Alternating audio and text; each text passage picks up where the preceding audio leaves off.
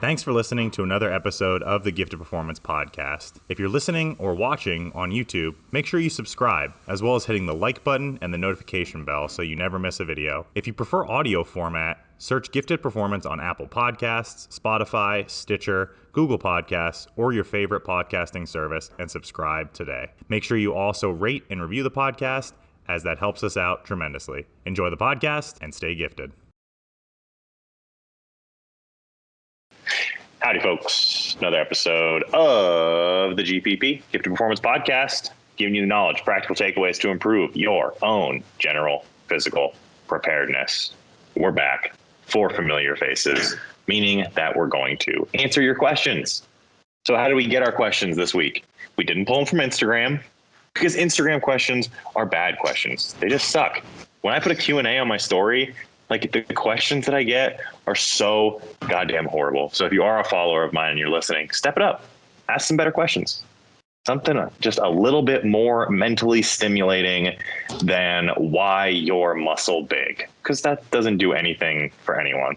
So I pulled my questions from my check-in email. So what is the one piece of health and fitness that still puzzles you to this day? And I got a lot of good questions.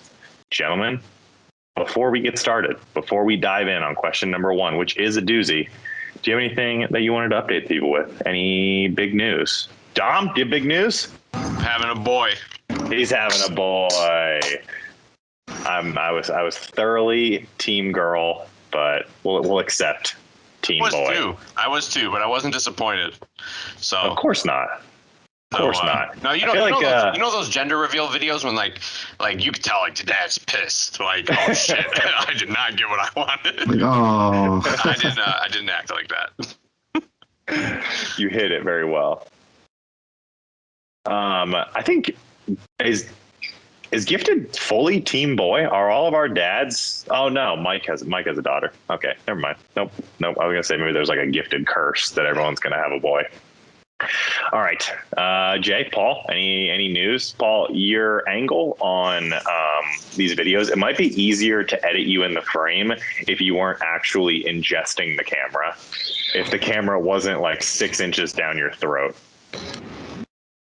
It's a little better. It's a little better. Just fucking sit back here. Yeah, hands crossed, sit crisscross applesauce. How do you guys sit normal distance from your fucking... I just put my camera that way. You guys ever? Do you remember the kids at like in your middle school that used to like sit crisscross applesauce in their desk? Dude, I can't sit like that. I was gonna say, what would happen to your lower limbs if you tried to do that today? I'm thinking like the torn external rotators of the hip. If you can successfully do that as a full-grown like male adult, you should be fucking ashamed with yourself. I can barely sit down normally. I agree. Disgusting. I agree. Even like pulling my leg up, like sitting with my legs crossed is like an absolute labor. Like I'm very, very in pain after that. Dude, Dom didn't laugh, so I'm just assuming. To do a row. Dom's hips can flex and extend. That is the extent of what they can do. They cannot adduct, and they I feel like Dom didn't laugh at my joke, so I imagine that's how he was just sitting on the toilet.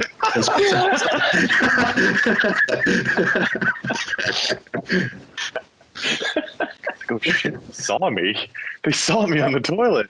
All right, let's get into questions. Our first question comes from Patricia Walker at TrishXX. That is 2 I's, 2 S's, 2 H's, and 2 X's.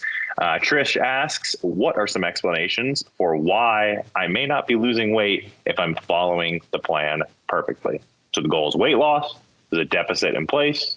There's some cardio in there as well. Step count is stable. What are some of the most common factors that you see in your own clients that maybe like plateau them off? Things that they may realize they're doing, or maybe some things that they may not realize that they're doing that are curtailing their results. Jay, I feel like you got something to say. No, this is just my face. I really don't have any. Okay. No, I'm just kidding. Try fixing it. I've been trying for 57 years. But some explanation of why, in my experience, it's typically because the person is not following the plan perfectly, is where I go to first. So let's go ahead and review the plan, and then let's also review the things that you're doing, because those two things might be completely different. And that's not necessarily the client's fault or the athlete's fault. Sometimes it's just a misinterpretation of certain things. So that could be a little bit of it. Also, tracking, I guess, is the same thing. People are pretty bad at tracking sometimes, even if it's like little things. Like, I have 26 grams of peanut butter. I'm going to have 32 grams of peanut butter, because what's the difference at the end of the day? And then if you add that up over the course of the week, now you are no longer in a deficit. And again, you are not following the plan perfectly. So that could be some of it. Sometimes, often, like, MyFitnessPal is just notorious for this, because MyFitnessPal it's not, I guess you can call it open source, but people just put all sorts of wacky shit in there all the time that just doesn't make sense. So the client will think that I'm following the plan because I'm tracking things appropriately, but a chicken breast that is 6 ounces is probably not 50 calories or 15 grams. Like, so that could be a potential issue as well. Those are usually the things that I see the most. Usually it's like a tracking issue of some sort. Paul, you want to talk further on MyFitnessPal? I feel like that was your soapbox for a couple months there. Paul was a big MyFitnessPal hater.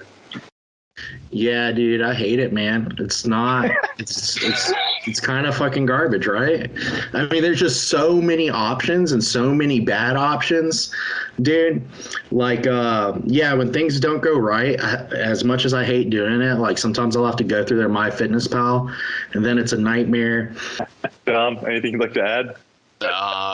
What are some big things that I've seen? Oh, cooking with oil. Where they think they're stir frying in the oil they're cooking in. Like if they're making chicken in a pan, they, coat the pan with oil. It's normal. People do that.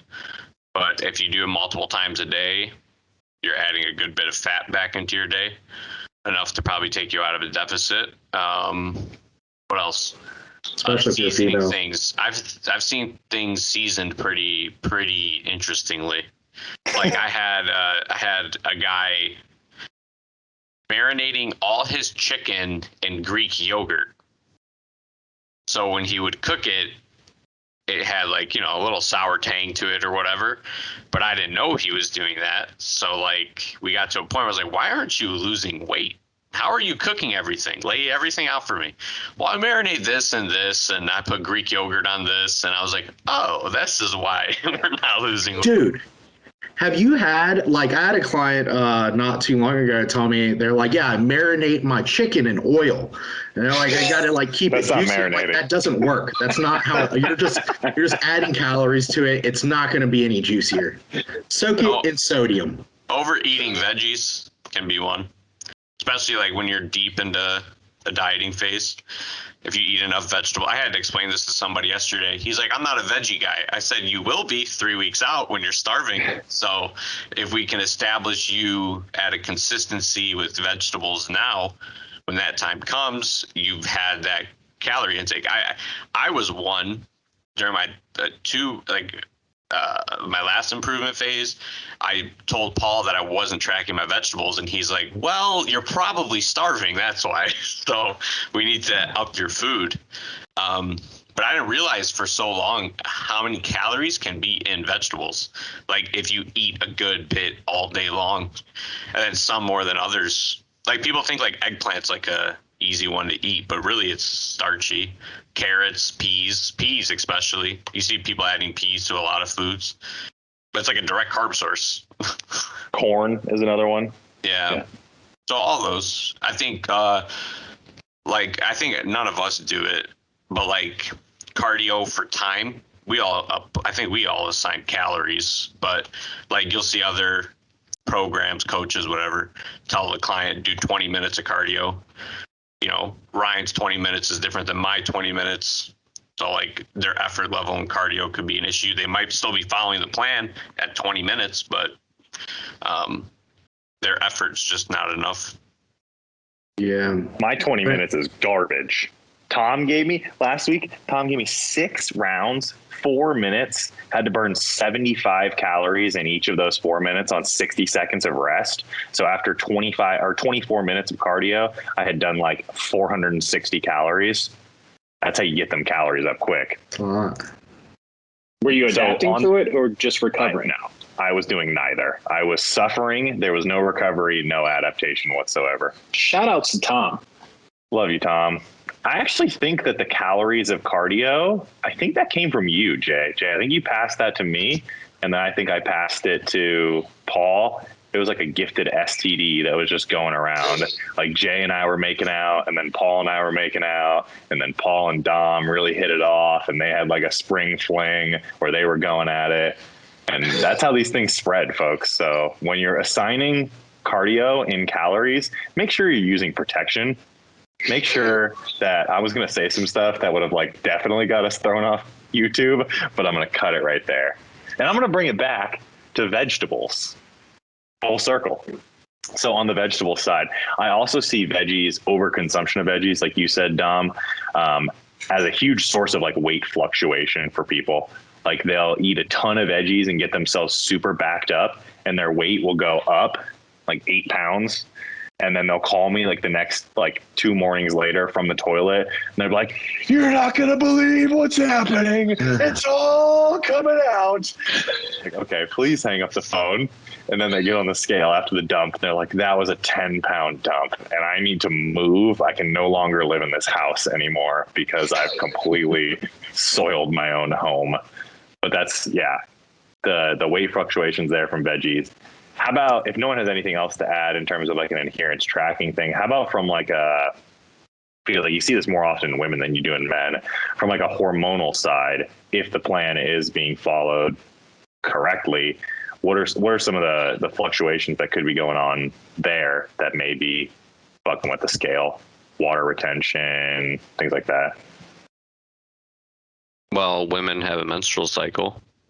What? Wait, hold on. Backtrack. What's that? You see, when a man loves a woman. Go on, Dom. So you'll see fluctuation in weight during that time. What else? I don't know how long they've been dieting. I feel like women, thyroids tend to, just from like anecdotal experience, like downregulate a bit more.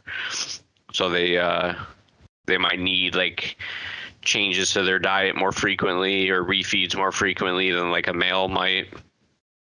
What else? I don't know. Yeah, I think, Paul. We know that like there's adaptations that occur with long dieting, and especially as you get really lean and calories get low, and part of that may relate to the thyroid and such. And yeah, so I mean that might be a factor, some thyroid downregulation, among other things like NEAT going down that are non-hormonal and stuff like that. Go ahead, Dom. Oh, here, I'm going to sidetrack real quick. The number one thing is sleep. I've seen so many dieting phases get ruined because of inconsistency in sleep. So like I've had people prep 1 year, have a good schedule, sleep goes well. Next year, they're a new job or whatever, they don't sleep as much. It's a lot harder to lose weight. It's a lot harder for them to see progression. So because we're back, this whole thing's about following the plan to the T. If they're following the plan to the T, we're not exactly telling them like when to go to bed. So like that's a big part too, that they just might be lacking sleep and like optimal recovery. Yeah, see, the thing is, you don't tell your clients to go when they should go to sleep because you're a cookie cutter coach. Dom, I have bedtime calls with every single one of my clients. I call each and every one of them and I sing them a bedtime song and I put them to bed at their respective bedtimes. So don't put that on your clients like it's their fault. Like maybe reflect inwardly and say, what more can I do? And it could be bedtime stories. You know what? You're right. I'm going to start assigning bedtimes. Yep. I love it. I'm writing that down right what now. time do you genuinely sleep? My bedtimes. Put it on the meal plan. That I'm is gonna make one everybody thing buy too. a Whoop. I'm gonna make everybody buy a Whoop with my code, so I just keep getting free months, and then we get to see how's their sleep. Are they sleeping and then enough? you guys can all compare your worthless data. You guys can all get together and be like, hey, look at all this stupid information that we have. Let's all circle jerk each other and give each other fucking high fives to be like, oh, I slept 6 hours and 42 minutes last night. What does that mean? No one fucking knows. No one knows. Look how much sleep I've lost now that I'm stressed out thinking about how much sleep I'm losing. In the words of Paul's good friend, Dr. Jerry Mangine, when asked about including HRV data, we're not including that shit. We don't want any of that shit in here. And that's a doctor, guys. So if you can't trust him, then you can't trust anyone. Dude, sleep is like that one thing too, where like you'll tell a client they need to do better with it, and they're just like, I fucking can't.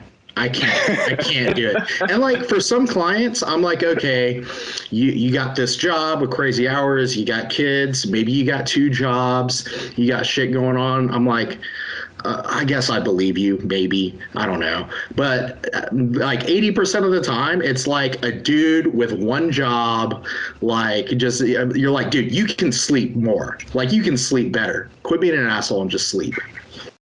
Yeah.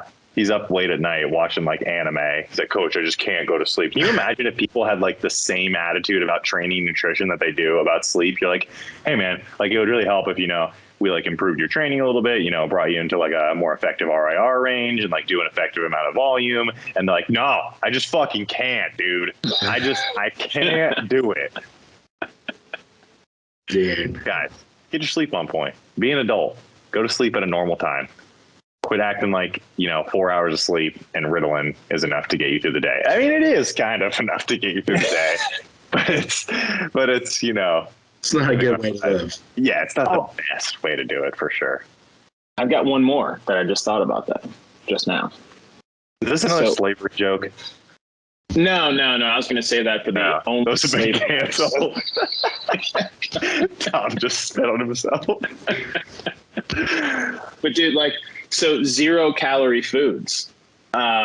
People think that 0, it doesn't actually mean 0. The Food Administration allows these companies to round down if they'd like. So if something has 1 calorie or somewhere between 0 and 1, it's now 0. So I remember back in the day, I think it was like a barbecue sauce. I remember there was something that I would just slather on food because it was 0 calories. It was like full of artificial sweetener, so it would just back me up. But it tasted delicious. And I was always like, oh, it's 0 calorie. And then somebody was like, no, dummy, that's not 0 calorie. Was it G. Hughes? Was it our boy G. Hughes? No, I fucks with G. Hughes heavily, though. It's delicious. G. Hughes, it says 5 calories on G. Hughes. Because G. Hughes wouldn't lie to us. No. He would never even think of lying to us. I think it's like if it's under 5, you can round down, right? I think so. Is it 5? Really? Like 5 grams of some things, even. Oh, yeah. I thought it was half a gram. Like you can say it's 0. And they also adjust the serving size. So like Dom said, they'll adjust the serving size down to where it has like 4 calories per 5 grams of barbecue sauce.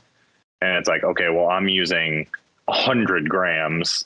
And then it ends up being, it's 80 calories. So it really can add up quick if you don't pay attention to those labels. Well, now I want to say 2020, the FDA passed something that had to made companies have to place more reasonable serving sizes on things.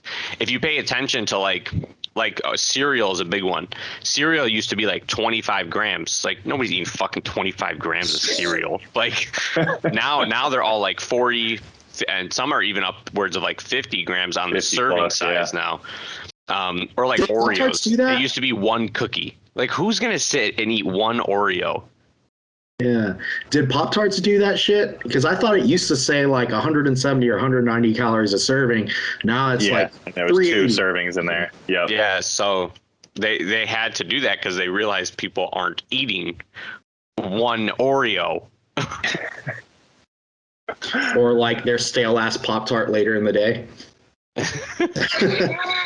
That was like and it just got a lot of popularity, or it got a lot of like press in the fitness community just because it was like a fitness based product. But that was like the outrage around that like complete cookie, right?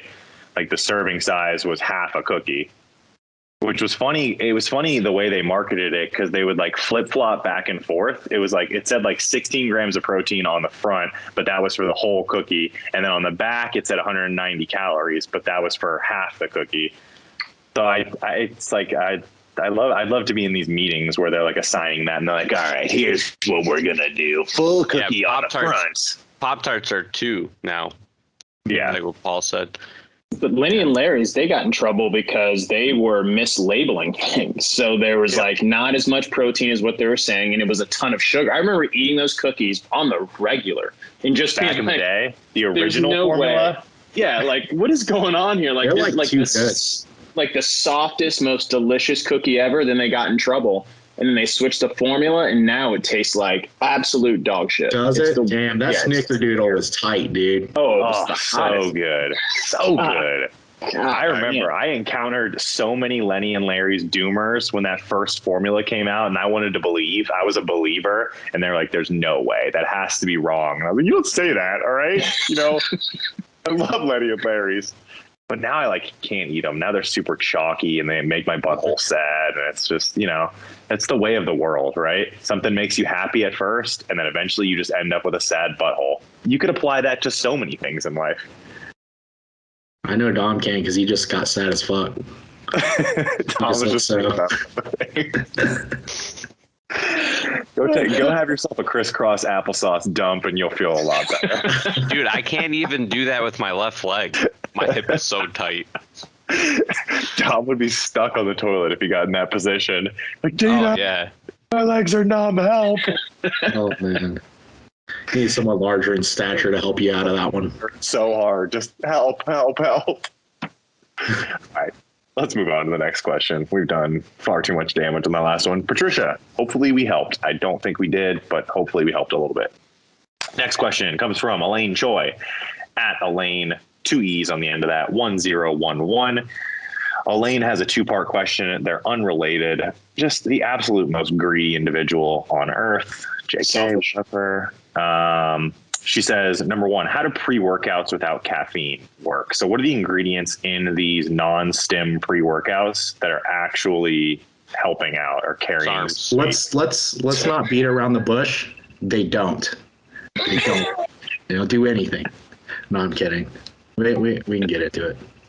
So Paul's point is kind of salient in that what does the heavy lifting in the majority of these pre-workouts is the stimulants. It's the caffeine, it's the DMAA, it's whatever insane meth cocaine cocktail they've jammed into that specific pre-workout. There are some other ingredients in there that are quote unquote helping, quote unquote working. But what really grinds my gears is that more times than not, non-stim pre-workouts are more expensive than the stim varieties. So they've taken out what works the best and then charged you more for it, which is well played, supplement companies. Seriously. I mean, they probably have. That's a power move right there. I would assume, and I could be wrong for assuming this, that like because they take the caffeine out, they're now putting in the clinical doses of those other products, and those things are fairly expensive, like citrulline malate. Or at least I haven't bought it on its own in a long time, but when I did, it was very expensive, especially at the doses that you needed. I think it was 7 to 10 grams. Yeah, if I'm not mistaken. And I believe that product has been looked at for increasing vasodilation, right? Yep. I think it's even been studied in minor erectile dysfunction, even.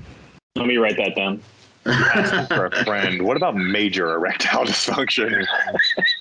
I think you got to take it like a gram, like throughout the day, though, or something like that, like all day long or something for that. Is that orally ingested? Do you have to inject it in a certain body part for it to work? What's the procedure here? Yeah. Man, this one's going off the rails in a hurry. Like early. All right, so citrulline malate. Both of those, I think, have been researched. The citrulline malate, you have to take a higher dosage because you have that citrulline and that malate in there. Some research comparing the two, just L-citrulline versus citrulline malate, there appears to be some synergistic effect of the malate in there. I'm not 100% sure why that is. And last time I checked on Examine, there was like limited research there. So it might be something that eventually just washes out as more research comes out. But yeah, citrulline's a really popular one. Tastes like dick. Super expensive, but works really well. Is citrulline malate, is that watermelon seed or is that agmatine sulfate? Which one comes from watermelon? Like, I don't know. Watermelon. Citrulline is watermelon. Are you just speculating that it tastes like dick? What? Just no, speculation? direct experience. Okay. I immediately said, I'm talking about research with a This is large. not PG-13, guys. We're dumb. We blasted through PG-13 like 25 minutes ago. I immediately got offended when you said that it tasted like dog shit, but it also is derived from watermelon. That's what I got. Oh, God. When Dom is going to go full Adam Sandler on us, and he's just like, Gabe, my kid cannot see me on the internet like this with the... All right, so what are some of the other ones? Like, you'll hear people talk about beta-alanine, betaine, glycerol. Yeah, so what are some of the, Dom, you want to run through those, kind of TLDR those, and kind of what benefits they're offering? They make muscles pump. Ooh, they make your muscles pump. I mean, honestly, that's all they do. Like, they they vasodilate, they draw water in, and some of them are buffering lactic acid, and that's really it. Yeah, I mean, those are kind of the big three of why you would. I wouldn't even call it a pre-workout. Like, what would you call it? I don't know, like workout supplements. I don't know how you label that a pre-workout. How is that helping you pre-workout? That's helping you in your workout. It's an intro workout. I think it's like when it's supposed to be taken. Dom, really, are we defining pre-workout for Dom? Dom's first day here. I don't take my citrulline pre-workout. Why not? I drink that shit when I'm on my way to the gym, and then I'm in the well, in technically, the gym. that's pre-workout. I don't finish it before. I drink it during. So you're like 50-50. I'm 50-50 to intro. Okay. I think Dude, that's you an want that interesting... shit you want that muscle distribution, blood flow shit to go right to that muscle you're training. For scientists, ladies and gentlemen. I guess that's interesting. Like, it probably would be smart if you were using these things to look up like how long they take to peak in the blood and, you know, have their effect like in the muscle or whatever. You don't train with empty blood. Your blood needs to be full. Oh, wow. Put that on a t-shirt. Don't train with empty blood. That's hardcore. I'm writing that down. That's Milo Sarshev's slogan. Empty blood? Yeah, his whole thing is don't train with empty blood. Your blood should be nutrient rich when you're training. So all the pre-workout growth hormone, insulin, no ester steroids, just straight to the vein. Isn't he an Eastern Bloc fellow? That sounds about right. No blood, nothing. There must be things in your He's blood. Serbian. He is Serbian. Yeah. Oh, they're real rough down there in Serbia. I think that's some real shit. So makes sense. So how exactly do these pre-workouts work is they kind of check one of three or all of three boxes. They vasodilate, increase blood flow to working tissue. They force water into the muscle to increase that cell swelling effect, or they kind of buffer out some of the metabolic acidosis that comes with training. Paul's finger is literally going to fall off if I don't call on him soon. He's grabbing me sexually. I like it. Paul, go ahead. I'd imagine, because I have no use for a pre-workout with no stimulant, so I've never looked at them even a little bit. It sounds counterintuitive to me. Absolutely silly. But I would imagine some of them probably still may have like nootropic focus type drugs like huperzine and GPC and shit like that. I don't know. Do you guys No, see, I don't think so anymore, because now you got your pre-workout. You got your pre-pump workout, And then you got multiple your nootropic workout now. Yeah, Oh. there are multiple products. They're multiple Very few- products. It's a bundle package for $179.99. You can use a discount code if you want for 10%. You got to get your Gorilla Pump. You got to get your Gorilla Mind. All of that. And your Gorilla Focus. I'm gonna. I use Derek would come on the podcast. Probably not. I'm gonna hit him up. Hey, Derek. Dude, I use a non-stem pre-workout, but hear me out here. Here's the reason why. I can't. You lost me already. No, it's because I drink too much fucking coffee. So if I'd either have to stop drinking as much coffee as I drink throughout the day just because I like coffee. It's non-negotiable. And there was a time where I was like taking, 500 milligrams of caffeine with a pre-workout and then having like 6 cups of coffee throughout the day. And then at the end of the night, I'm like, man, I don't know why I can't sleep. This is the strangest thing ever. and so for me, it's, I think we get into like these behaviors. It almost seems weird to not take something before I train. Like I was kind of like, I did it once or twice and I was like, I think it's like this at the any ritual. time of day. I feel like it's weird to not take something. yeah. Like, So even I feel like some of them are counterproductive in a way, because caffeine's super vasoconstrictive. Yep. But citrulline is super. Most stimulants are. but There was so something that caffeine sympathetic drive is constrictive at like organs and tissue that are non-working at the time. Oh. So if something is working, your working muscle, that sympathetic drive vasodilates. Oh, see, so you learned something. Yeah. Paul, so good to have you here. Teach even old Dom something. All right, second part of the question is, it's unrelated, is collagen a good way to add protein to meals? So would adding some sort of collagen protein, which is protein, be a good way to add protein to your meals? I don't even know the content of how much protein is in a serving of collagen. Most are like 20 grams of protein. Yeah, you can get these like collagen protein powders that are pretty concentrated. You get a good dose. And then you have like the female like hair, skin, and nails product that is like a 10-gram scoop. Like, so that's what Katie used to take. So I just assumed, I'm like, what? Protein and collagen? I didn't know that was a a thing. lot of people who like intermittent fasts or do carnivore diets, they drink beef gelatin broth because of its high collagen amount. And that's how they break their fast, or that's like something they'll cook food in or eat or drink hot, like as like a soup. And I assume it's because of like the high glutamine that's in collagen and like the gelatin that's in collagen. I would for a client, if they told me they were doing this and they were like, yeah, like, and we talked about their diet and they're getting plenty of high quality protein. They're still eating like their beef and their chicken or maybe some good plant sources of protein and accumulating that throughout the day. And they're like, yeah, I just like to add a little bit of collagen, like 20 grams a couple times a day. But like, I wouldn't really have a problem with that, Is collagen, and this might be something that I have to Google, do you guys know if collagen is a complete protein?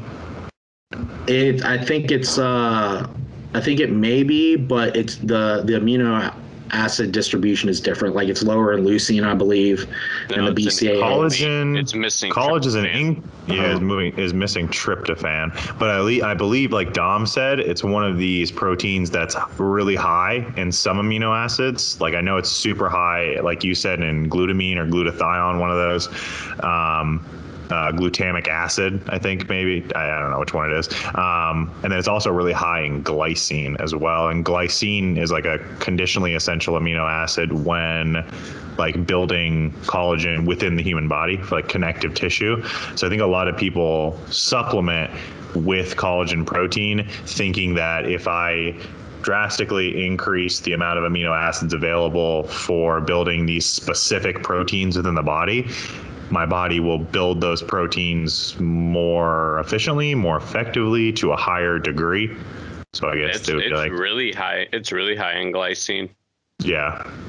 So I put collagen, protein, as well as supplemental glycine or just gelatin, like you said, Dom, in a lot of these like injury recovery supplemental protocols that I hand out to people, like just as a kind of CYA, kind of like a cover your ass thing to like make sure that there's more than enough of that.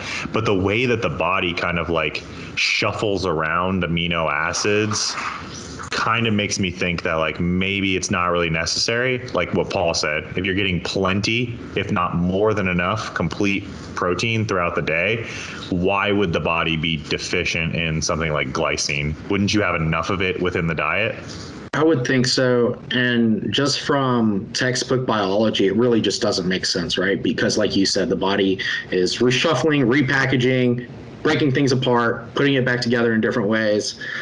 But I mean, there is like some research where they claim to see like a benefit. So, I mean, maybe it's fucking there, you know? I don't know.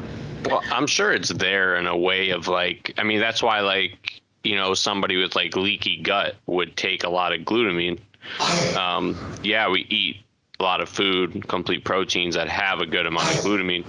Maybe that extra bolus of glutamine is what's helping like repair those issues. I guess maybe my glycine helps that.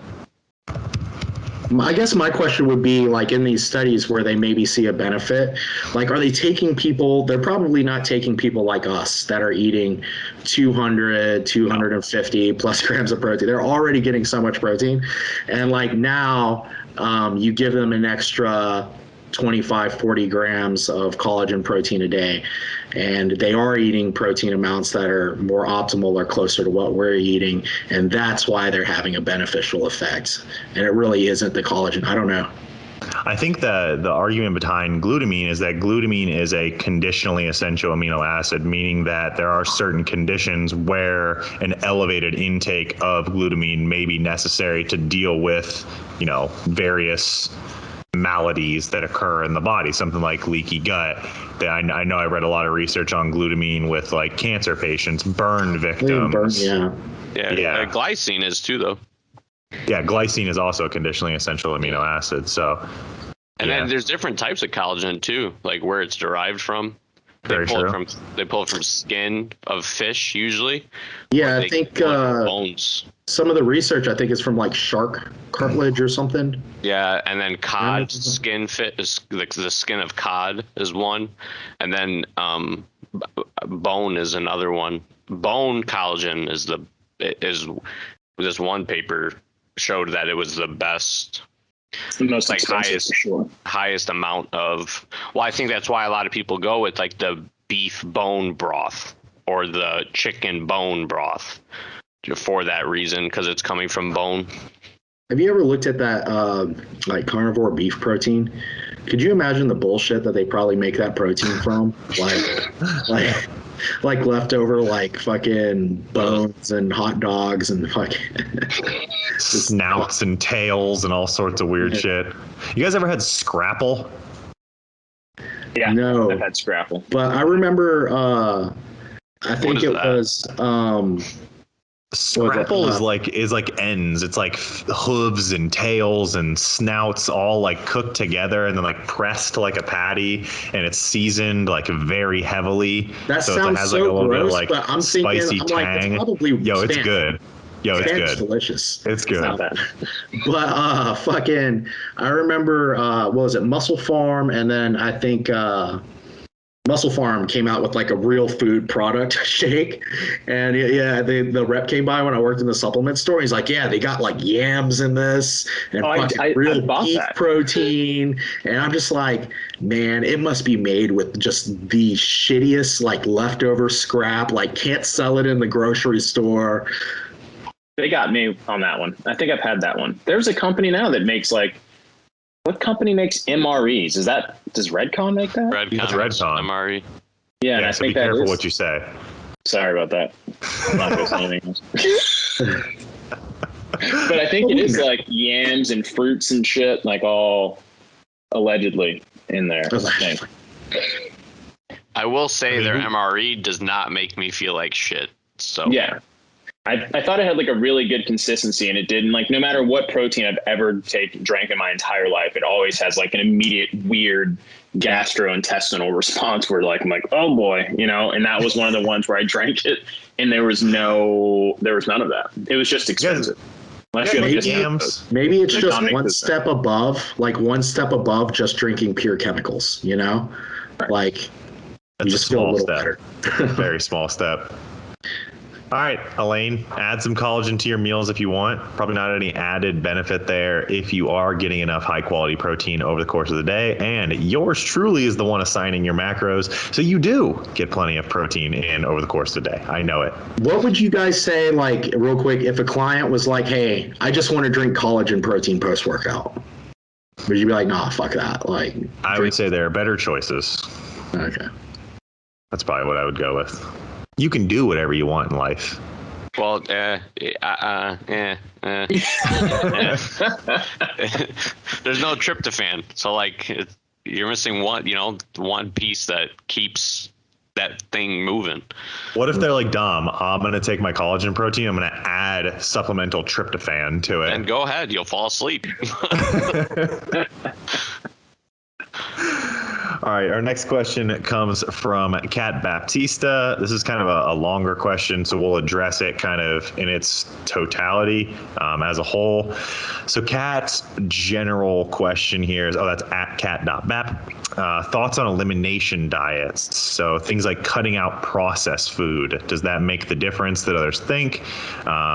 Does something like clean eating, quote unquote clean eating, offer a benefit for overall health and longevity? Or do macros do the trick? So let's take a macro approach and a clean eating approach. Let's take them in their most bastardized, polarized opposite form and talk about how those probably aren't the best overall for health. So like a really polarized clean eating approach. Here are the foods that you can eat. Here are the foods that you can eat. These foods are clean. The rest of these are not. What are some reasons why maybe that wouldn't be super advantageous for your health? I think from like if you took your average like bodybuilding athlete, we were not made to have this much muscle for 30, 40 years. So if we had to do a macro approach and you set up your macros to maintain muscle, to maintain strength, to maintain all that, longevity wise, I think that would probably be a poor approach, because as we age, we probably should lose some of this muscle we have now. And if we don't want to upkeep it, macros might not be the best way. Like that's why you see a lot of the guys like Dorian who just went to that clean eating, not tracking food, not worried about maintaining.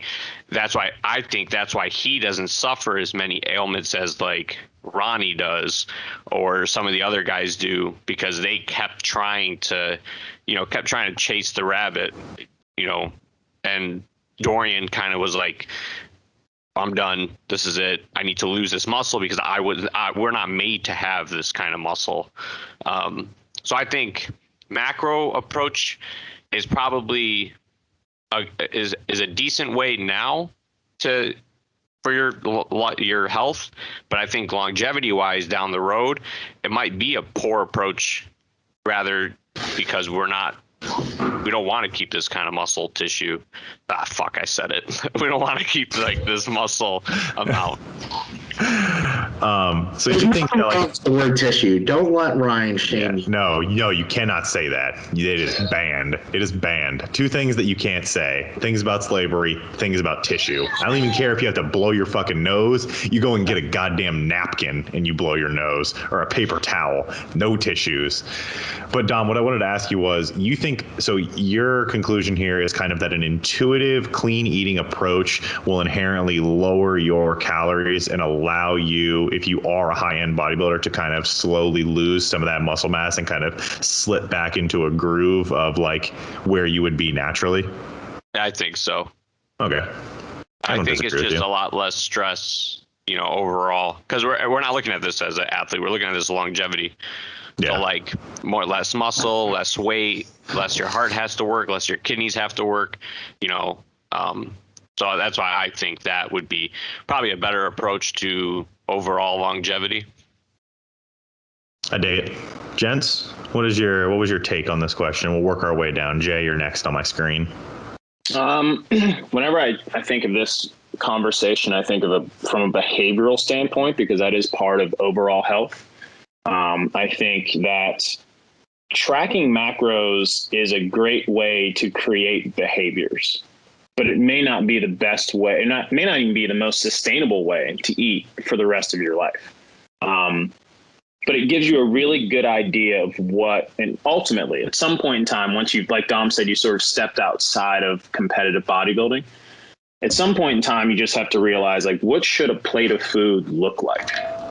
And I think tracking macros kind of gives you that sort of inherent information that'll just say, okay, this is what I need to eat just to survive, not even just to survive, but to be healthy over time. But I don't think it should be the thing that people do forever. And whenever I think about health, I don't necessarily just think about, health, like body health. I think like behaviors themselves probably need to adjust over time.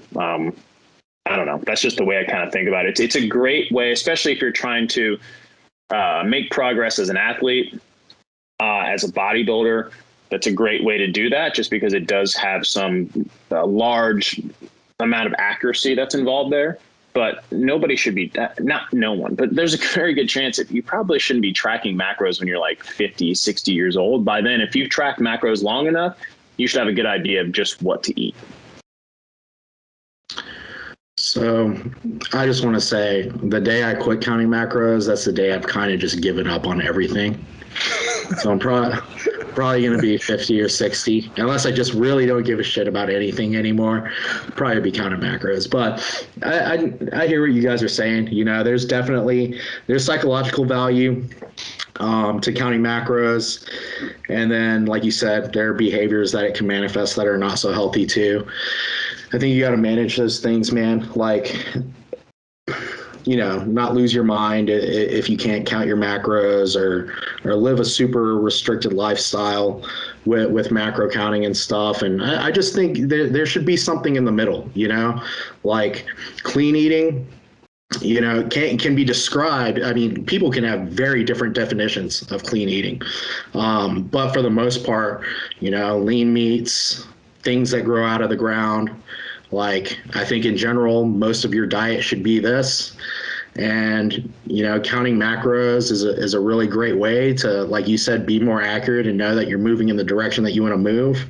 And then when we count our macros, it doesn't have to be necessarily to always continually grow and gain muscle or whatever, or all your macros don't always have to be geared towards being an athlete or competitive in whatever goal or whatever. So, I mean, I just feel like there's a middle ground. I think a lot of these questions tend to come from people that are maybe a little newer to the lifestyle. And ultimately, after you've been doing this for a while and you're exposed to a lot of different ways of doing things, you kind of find out that ultimately most people are doing some bastardized version of both things, like it's all kind of the same thing,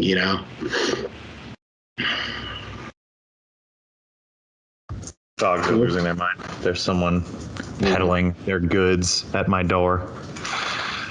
So here's kind of my input on it, right? So this is like a pretty classic question, right? It's like track your macros or eat clean. Like, I mean, how long have we seen this question being proposed on like the social media sphere? It's probably like a 10-year-old question, right? If not older than that.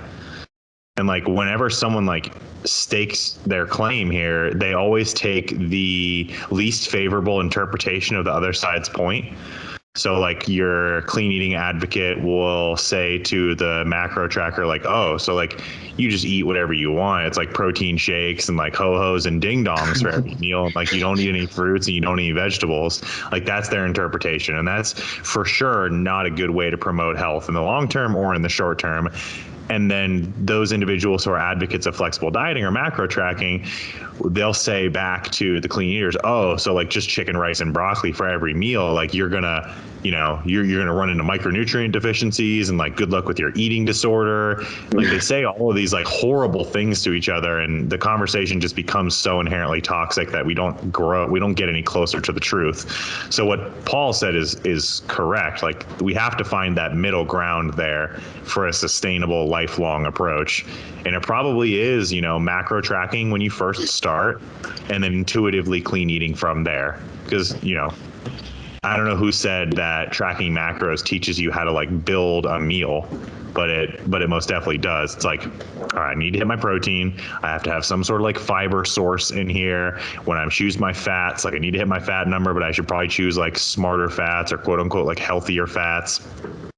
And then you kind of slowly let that dissolve from there. So I tracked my macros, I think, for like 6 years straight. Didn't miss a single day. Didn't miss Christmas, didn't miss Thanksgiving, didn't miss my birthday. I tracked every single day. And then as of late, I just haven't tracked at all for 7 months, because after all of those years of tracking, I know what a meal looks like. I know what I'm supposed to be eating. I know what times I'm supposed to be eating at.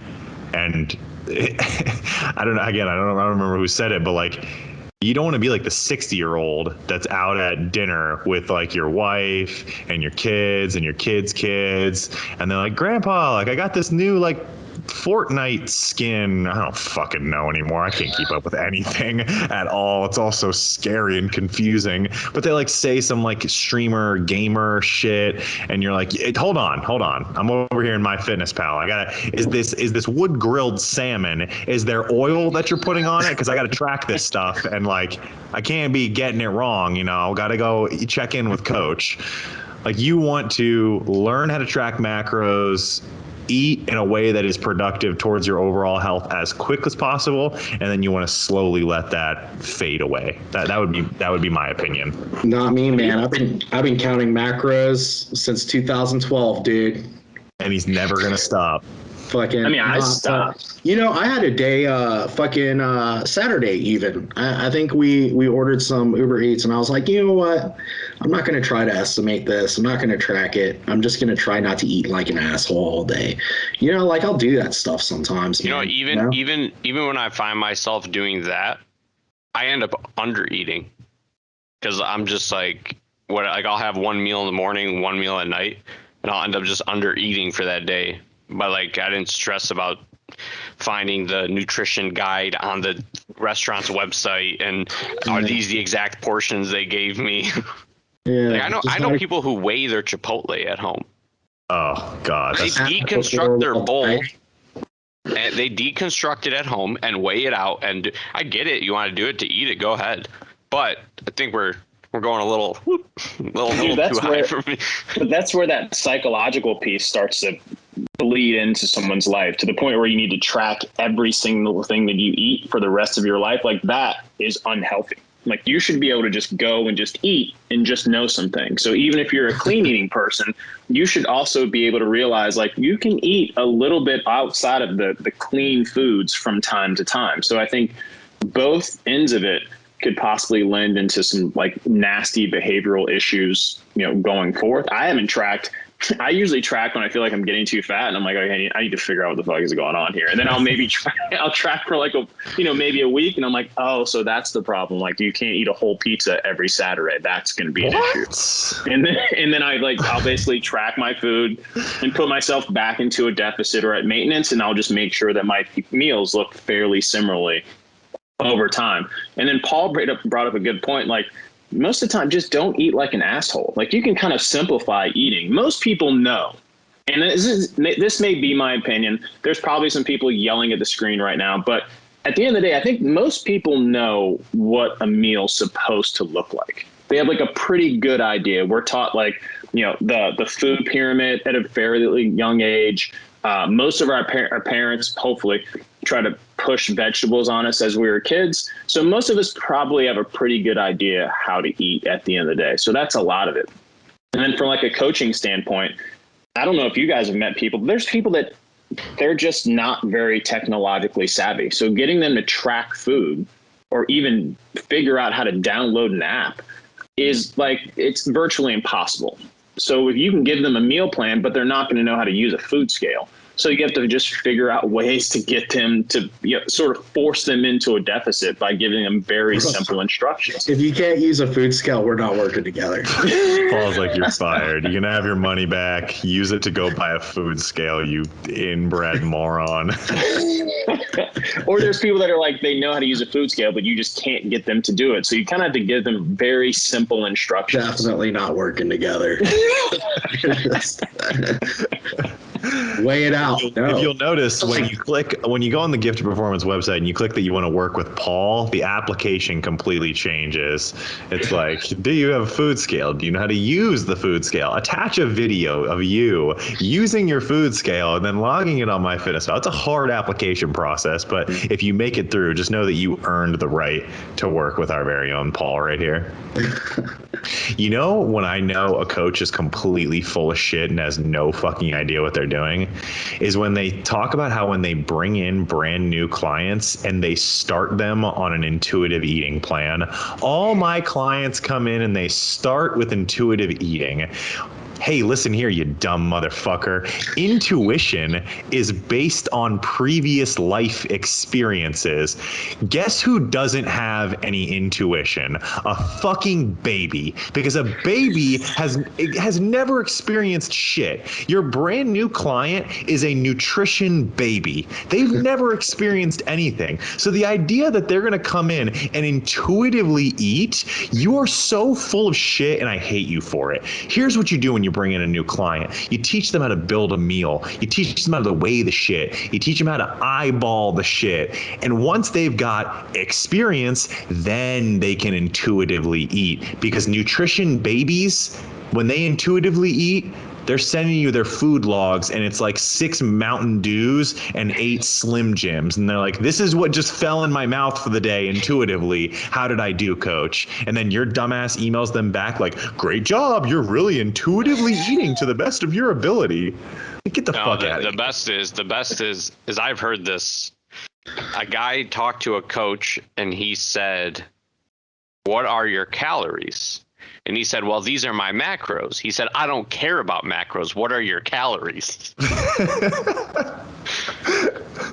I don't care about the alphabet. I only care about sentences. God, that pisses me off. All right, this last question I think is going to run us a little bit long. Do you guys want to nail this one? Do we think we can do this one pretty quickly, or is this going to be a longer one? Roll it into the next episode. I don't care, man. All right. We can do it. I don't know. It's up to you guys. Right. Here we go. We got to hit this one quick. Ready? The next question is a very, very in-depth one, but we're going to TLDR the best we can. Next one comes from @buff_Matt. Good old Matt Eisenman. Matt says, what's the correlation between strength and size? Before we started recording, Jay had a very good synopsis of this. So Jay, I'm going to let you hit that synopsis. We're going to let these other two guys comment, and then we'll take it from there. There was a recent study. Don't ask me who it was by or when it was. Just say Schoenfeld. Just say Schoenfeld. So Schoenfeld recently published a study. And the TLDR is more or less that if you are, say, training for strength and you've hit a plateau, you could then hypothetically train for hypertrophy to sort of further your progress. So adding more muscle helps from that end. But if you are, say, training for hypertrophy and then you switch modes because you've hit a plateau and now you're training for strength, it doesn't really work that way. So just getting stronger isn't necessarily going to add more contractile, I don't want to say tissue, contractile fibers. Can I say that? Is that legal? That's acceptable. That's acceptable. Okay. Anything other than the T word. Okay. Paul, you want to expand? You want to expand on that with some of your viewpoints? There is some research. I think Lenike's at Ole Miss now. That's where he was when he did some of this research. I'm sure he's still there. He's probably like tenured and shit. Probably the head of the lab and stuff. But yeah, man. So Lenike did some studies. Him and people in his lab and stuff.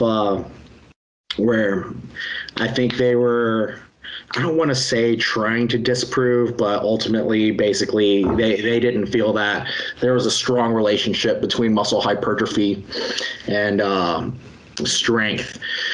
And they tried to show that by doing like studies where one arm would do like a daily 1RM and then another arm would do a daily 1RM plus hypertrophy training. And then only the arm that did hypertrophy training would grow, but strength would not be that much greater. But they're pretty short-term studies. So like one would have to think like, well, maybe the arm just didn't accumulate enough hypertrophy to contribute to strength. You know what I mean? And I just think like intuitively and just observationally, I mean, this is what we see. Like we see it in powerlifters that have had good longevity that Ed Cohen is the big example. I think he competed like what at 140 pounds or something tiny when he first started. He was climbed a little all guy. the way up the weight classes, huh? He was a little guy. Yeah, like I think like at his peak, maybe like 240 or something like that. Yeah, I think that was at his heaviest. Yeah, and just people and things get stronger as they get bigger, man, and that's kind of the thing, And a lot of the like me and Tom, when we work with like power lifters, and they're like, hey, yeah, I've been competing as a 220 for the last 6 years. This year, I want to prep again and compete as a 220. And it's like, hey, man, like you need to get bigger, man. You know what I mean? Like you're just not going to get that much better staying at the body weight you're doing, or you're just not going to reach like the strength development that you could be, like, and they're like, no, but I'm really competitive here. And it's like, yeah, but if you allowed yourself to get to 240, eventually you'd be competitive there too, because you're fucking strong, So no. Dave Tilley, who was a gymnastics coach that we had on the podcast, go back and watch that previous episode. He posted something recently on Instagram that said a stronger muscle is not necessarily a bigger muscle, but a bigger muscle has the potential to be a stronger muscle. And I like that phrasing of it a lot better than just a bigger muscle is a stronger muscle, because it's not necessarily true, but a bigger muscle, because of the increased size and increased amount of those contractile elements, has the ability to contract with more force, just inherently. Yeah. Jay, do you want to talk shit about power building at all? No, I think I've pretty much beat that dead. Do you beat a dead horse? Yeah. Yeah. You do whatever you want. Yeah, basically, to horses at least. Now we're gonna get PETA after us. PETA texts me all the time. I don't know who keeps fucking signing me up for the PETA updates. I'm pretty sure it's Gun Show, but stop. Please stop. Please. Jay just said, yeah, very confidently, like it was him instead. Like I'm barking up the wrong tree, and he's like, yeah, it's Gun Show. PETA, I don't care. I love animals. I adopted 2 dogs. Put me on your do not call list. I've done my duty for society. I'm not like Dom. I didn't go out and buy some like purebred dog as like other dogs were put out back and shot in the head and stuff. I did my civic duty. My dog, I didn't buy my dog. Did you make it in your lab? What did he say? He said he made it in the lab. Let's not give him a chance to correct that. Here comes Charlie. It's not a podcast episode unless Charlie makes it. Hey, bud, we didn't mean those mean things we said about you. All right, Matt. Hopefully we answered your question there. That is going to conclude us for it. That might be the fastest that we've ever answered a question. So, guys, go ahead. You were tired. Give yourself a little pat on the back and maybe retire from answering questions. Can't reach. You got to do the big guy thing where you like grab the back of your elbow to pat yourself on the back. Dude, I'm just so ashamed of myself. I'm like, fuck, my back itches. I have to like lean against a piece of equipment. You find the nearest scratching post. All right, that concludes us for the day. Keep the questions rolling. You love asking them. We love answering them. We will see you on the next one. Until then, Charlie, what should they do? Stay gifted. That's Charlie's voice, by the way. Bye. See ya. Peace.